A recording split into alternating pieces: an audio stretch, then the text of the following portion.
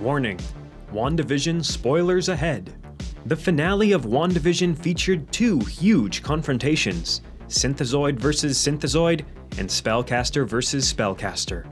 In the aftermath of these battles, the groundwork has been laid for several different paths for the MCU.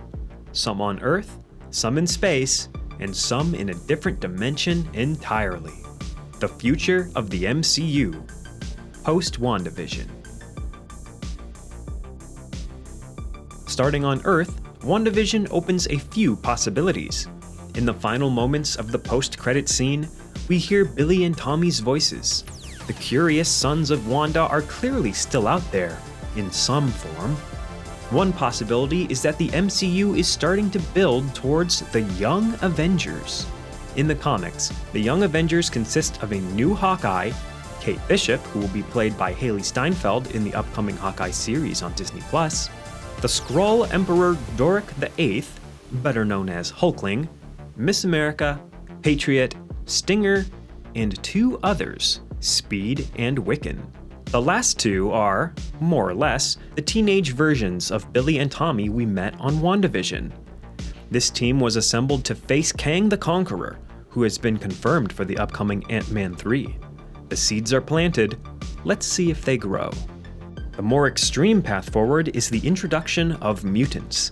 While always floating in the ether of theories, WandaVision did in fact hint that in Wanda's past, she quite possibly disabled a Stark bomb, and existing powers in the Maximoff twins allowed them to survive contact with the Mind Stone.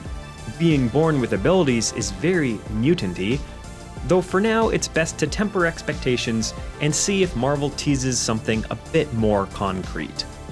Heading to outer space, there is a huge setup for Monica Rambeau to meet with Nick Fury, who we know is spending his time with the Skrulls out in the galaxy. Something big is brewing out there, and with Monica confirmed for Captain Marvel 2 and a Skrull-centric Secret Invasion series in the works for Disney+, expect a new adventure to begin that's out of this world. But an additional possibility is that of a Fantastic Four beginning. The Sword outfits look uncannily like those worn by the likes of Reed Richards, and Monica had an early conversation about a space program that Sword was working on, the perfect opportunity to play with the FF's origin. Leaving our plane of existence and heading to another, there's definitely a setup for Doctor Strange 2.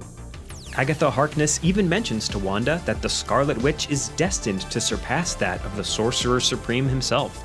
Wanda is seen reading from the ancient tome The Darkhold on an astral level, similar to Stephen Strange himself. Strange's mentor, the Ancient One, could harness the power of the Dark Dimension for her own needs, such as extending her life, which implies Wanda could as well. But based on that post-credit scene, Wanda's needs at the moment seem to be bringing her children back. But Wanda must be careful. If the Darkhold's prophecy is true, then Wanda could actually be a harbinger of destruction, one another magic user might need to interfere with.